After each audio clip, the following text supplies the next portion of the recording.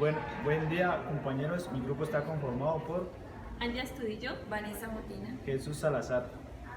A continuación, les daremos lo que constituye el Acuerdo 042 de octubre del 31 del 2002, por el cual se establecen los criterios para la organización de archivos de gestión en las entidades públicas y privadas que cumplen funciones públicas y se regulan en inventario único documental y desarrollan los artículos 21, 22, 23 y 26 según la Ley General del Archivo 594 del 2000.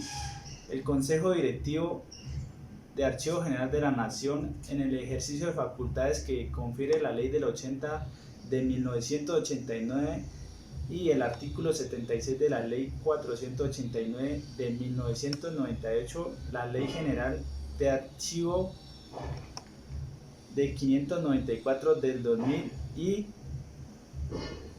considerando que el artículo segundo de la Ley 80 de 1989 señala las funciones del Archivo General de la Nación, en su literal estipula fijar políticas y establecer reglamentos en cuanto es necesario para garantizar la conservación, el uso adecuado del patrimonio documental de la Nación en conformidad con los planes y los programas que se hacen sobre la materia, adoptando la Junta Directiva, ahora el Consejo Directivo, en virtud del Decreto 1126 de 1999, que de acuerdo con los señalados numeral 5 del artículo 34 de la Ley 734 del 2002, es un deber de cada servidor público custodiar y cuidar la documentación e información por razón de un empleo o cargo o función que conserve bajo su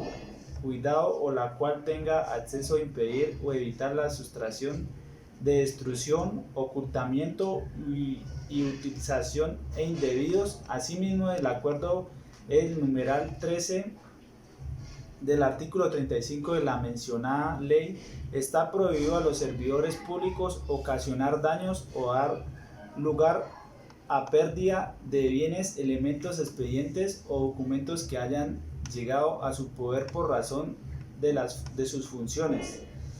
Teniendo en cuenta que el artículo 21 de la Ley 594 del 2000 establece que las entidades de la administración pública y las empresas privadas que cumplen con funciones públicas deberán elaborar programas de gestión documental en cuya aplicación entenderán los principios de los procesos archivísticos. El artículo 22 de la misma ley prevé que la gestión de documentos dentro del concepto de archivo total comprendan procesos tales como la producción, la recepción, la distribución de la consulta y la organización de la recuperación a disposición final de los documentos, y su artículo 23 sobre la formación de archivos disponen teniendo en cuenta el ciclo vital de los documentos en los archivos que se clasifican en archivos de gestión y en archivos centrales y en los archivos históricos. Que el artículo 26 de la Ley 594 del 2000 señala que la obligación de las entidades de la administración pública elaborar inventarios de los documentos que produzcan ejercicios de sus funciones, de manera que se asegure el control de los documentos en diferentes fases. El primer artículo que tenemos como acuerdo en objetivo es establecer criterios que deben seguirse para la organización de los archivos de gestión en entidades del Estado de sus diferentes niveles y administrativas territoriales por servicios de las entidades privadas que cumplen con una función que son públicas de acuerdo a los artículos 8 y 9 de la Ley 594 del 2000. Artículo segundo. Es la obligatoriedad de la organización de los archivos de gestión. En esta debemos organizar los archivos de gestión de acuerdo con la conformidad de la tabla de retención documental y su manual de procedimientos y funciones de las entidades. Artículo tercero. Es la conformación de los archivos de gestión y responsabilidad de los jefes de las unidades.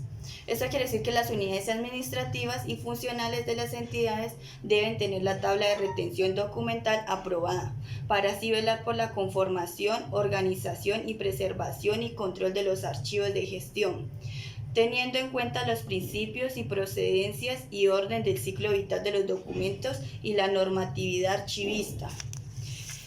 También el respectivo jefe de la oficina es el responsable de velar por la consulta, conservación y custodia de los documentos. Artículo 4. Criterios para la organización. En estos hay 7.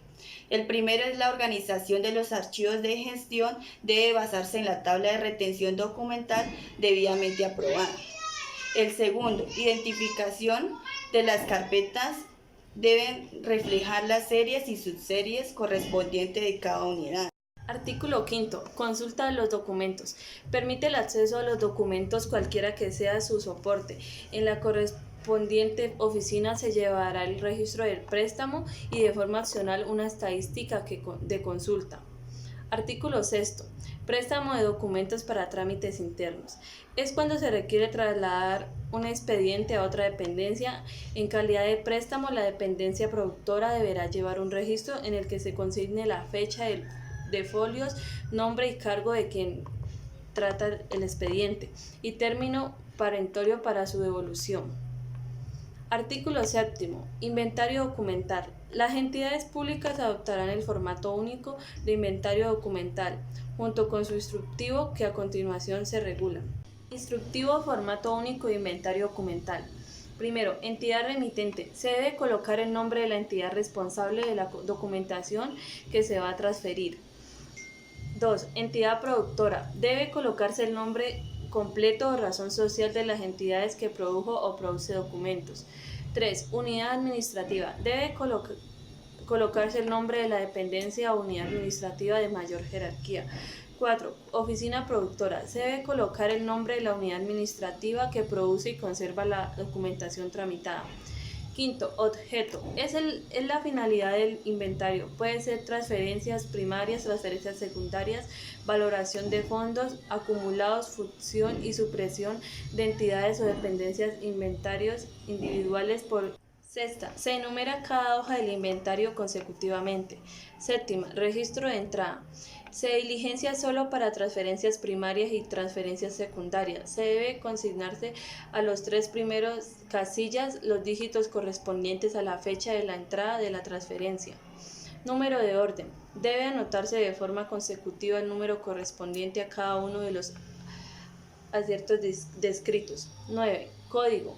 Sistema convencional establecido por la entidad que identifica las oficinas productoras y cada una de las series, subseries, asuntos relacionados. 10. Nombre de las series, subseries o asuntos.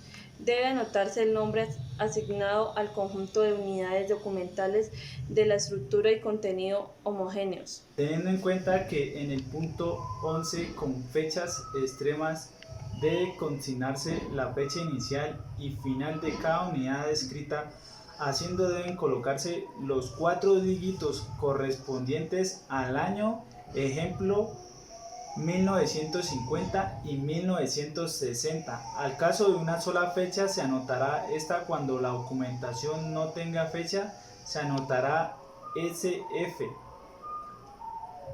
En el punto 12, la unidad de conservación se consignará el número asignado a cada unidad de almacenamiento. En la columna otros se registrarán en las unidades de conservación en diferentes escritos el nombre en la parte arriba, en la cantidad o el número correspondiente.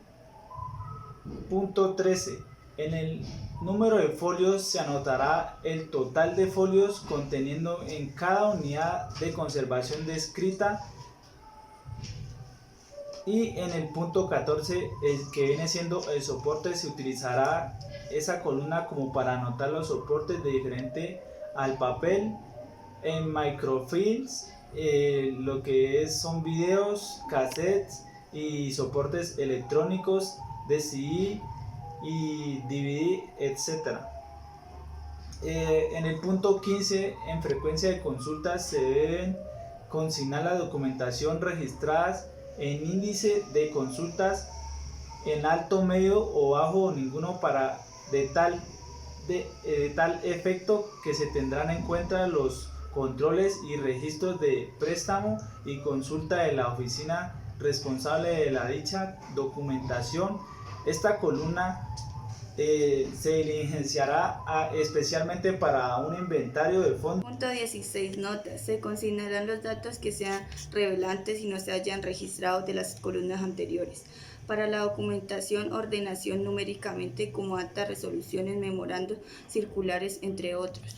Para todos los expedientes deberán registrarse la existencia de anexos, circulares, actas, memorandos, resoluciones, informes, impresos, planos, facturas, disquetes, fotografías o cualquier objeto del cualquier se hable en el documento principal. Punto 17. Elaborado por. Se escribirá el nombre y apellido, cargo, firma de la persona responsable de elaborar el inventario, así como el lugar y la fecha en que se realiza. Punto 18. Entregado por. Se registrará el nombre y apellido, cargo, firma de la persona responsable de entregar el inventario, así como el lugar y la fecha en que se realiza. Punto 19. Recibido por. Se registrará el nombre y apellido, cargo, firma de la persona responsable de recibir el inventario, así como el lugar y fecha en que se recibió.